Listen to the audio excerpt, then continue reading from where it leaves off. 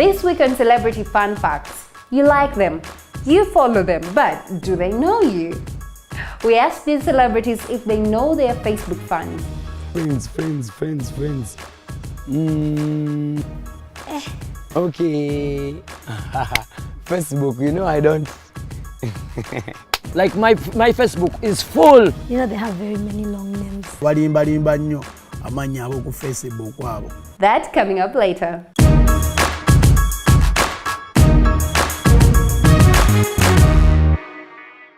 Here at the library we have different services we offer our users with disabilities, and one of them we have a ramp used by students with wheelchairs so that they can easily come in.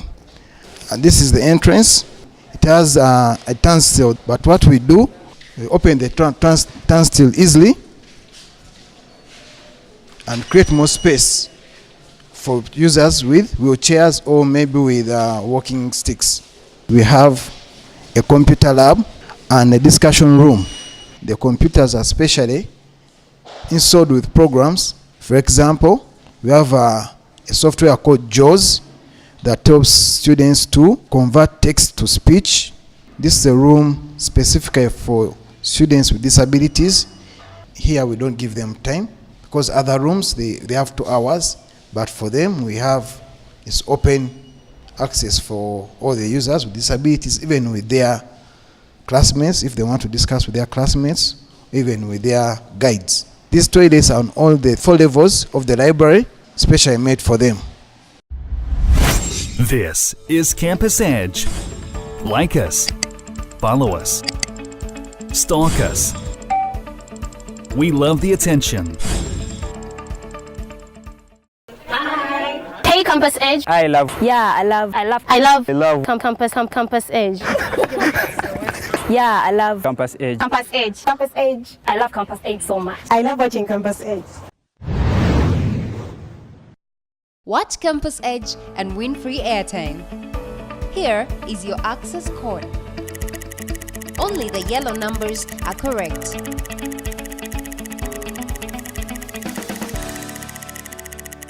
That code again after the break.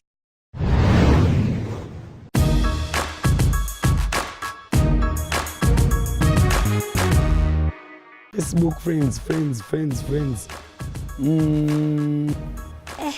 It's called Zinentele, my friend. Okay. Facebook, you know I don't. Nowadays I'm using a Facebook page. I'm no longer on account. There are a few that catch my eye, and I know a few. But I used to know them. I know my Facebook friends, actually. A couple. Definitely. Money. Yeah, I know. Like my Facebook is full. You know they have very many long names. What's her name? She's called. We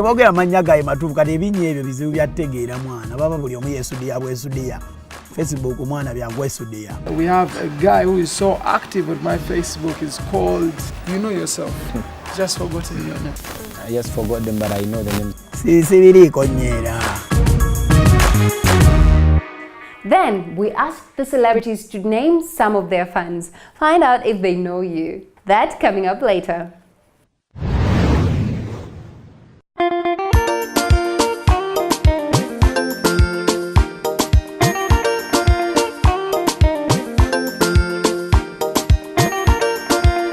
My name is Charles Draichabo. I'm the current president for the National Association of Social Workers of Uganda. Today, the students have what we call the Students' Conference. The Students' Conference for the students of social work in the various universities within and around Kampala to commemorate the day of the International Day of the Social Work.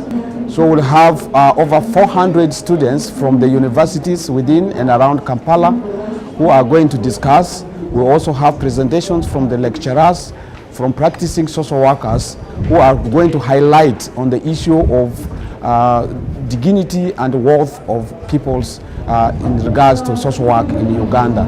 Social work is a profession that works at empowering individuals and transforming communities. And for that to happen, we need to have a cadre of dedicated professional social workers who are trained. And the universities are the first area of training. They are the grounds of the training. Our belief and our commitment is that half and more than half of the issues in this country will be solved if we will have very committed, trained, professional social workers. As social workers, we must prove that we are professional, we must prove that we are worth, and therefore we must change the lives of our people wherever they are, to move them from the problems that they have to problems that will enable them feel they are worth and be dignified in the society in which they are living. That's what this profession tells us to do. And in many of my movements, I realized that people thought that social work is only for the poor, for the vulnerable, that we only do work for only the poor. We are responsible for social development, and we are the lead in social development sector. We have what we call a social sector investment plan, a plan that touches so many things. Watch Campus Edge and win free airtime. Here is your access code. Only the yellow numbers are correct.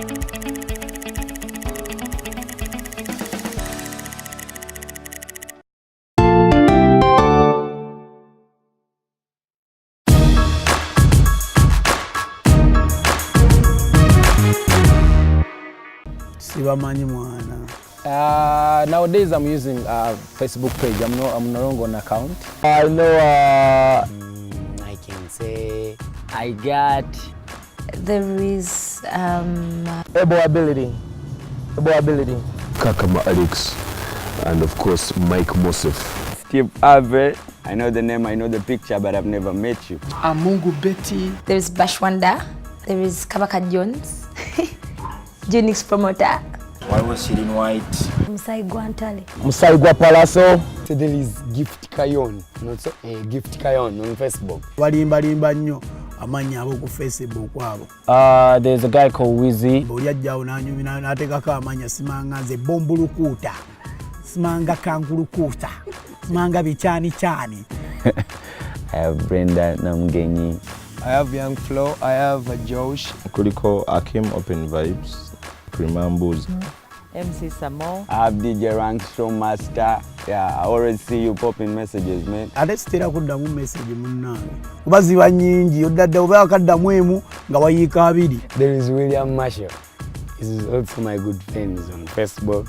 There's so many girls. Yeah, there's a shout out to Shana, Rebecca, there's Vanessa. And I'm also inviting some guys to come so that I bring other friends to join me really. Shin Sifa, she's a huge fan. Maureen Asimwe, that's my sister. She writes too much about me. There is what it did with Pime. Yeah, shout out to Mike Mosef, most definitely, man. Hold it down for me all day, every day. I just forgot them, but I know the name. Tebogera amannya gaye matuufu kati ebinnya ebyo bizibu byategeera mwana baba buli omu yesudiya bwesudiya. You guys join me and I'm a friend of you guys. Facebook, Twitter, Instagram, follow me, I follow you back. Sibiriiko nnyera. Abasinga mikwanja ku Facebook. Tim Swaga, Ivan Selector, bona abasinga Dr. Chameleone. Next, we meet Joyce.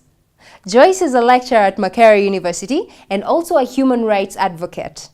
Born and raised in Tanzania, Joyce's grandfather suffered blindness, and she knows firsthand the struggles and hardships that such families face. It is this experience that has filled her with a passion for persons with disability. We met her at the Faculty of Law where she shared her experience. Well, I've been teaching here for close to 12 years now, since 2003, I believe in March. And throughout my experience, in every year, every class I have taught, I've had students with different impairments or disabilities. The most common one is the visual impairment. This year, 2014-2015, is the first time that I have a student with a skin impairment, an albino. I am always drawn to people with disabilities, particularly those with visual impairment.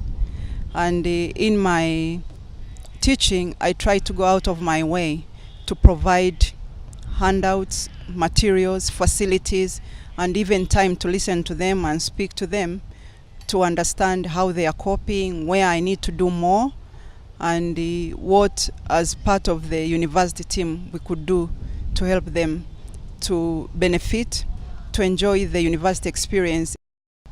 How do we ensure that the people who have disabilities or other impairments are able to enjoy to the fullest the experience that they should have at university level? Do we provide them with materials they need if they are suffering from visual impairment? If they are suffering from immobility, how is the infrastructure constructed to allow them, to motivate them, to facilitate their movements? If they are suffering from skin disorders, in the case of Simon Okwil, how do we enable him to ensure that one is not adversely affected and therefore enjoying the experience of university less compared to other students? Do we provide them with enough materials?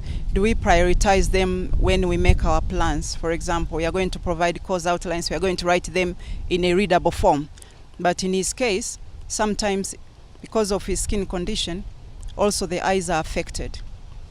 And therefore, how much materials do we go out of our way to prepare for him to ensure that he can read as well as the rest can read? The level of inclusion should not be limited to policy level, but also to person-to-person experience. In my personal interaction with him, how inclusive am I? In the students' interaction with him, how inclusive are they? How respectful are they of his condition? How understanding are they of his condition?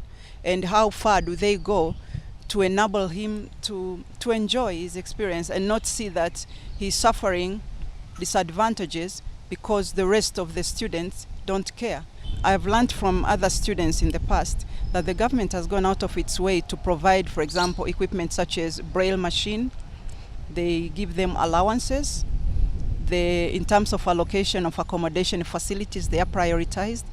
For the visual impaired students, it's not just the visually impaired students who are prioritized, but those who will be supported by them, and they are allocated to them, and they are also paid per month. So we can commend government to that extent, but there is more to do to sensitize our community, our staff, administrators, fellow students, and faculty to look out, to go out of our way to also take into account that these are human beings, they are not just statistics, and therefore we should make their life at university as comfortable as possible. These students and others like them face a constant struggle to get what the rest of us consider to be an ordinary life. They do not want special treatment, they just want the barriers removed so they too can live a fulfilling life. We hope that you have been inspired by their story. Thanks for watching. We'll see you next week on Campus Edge.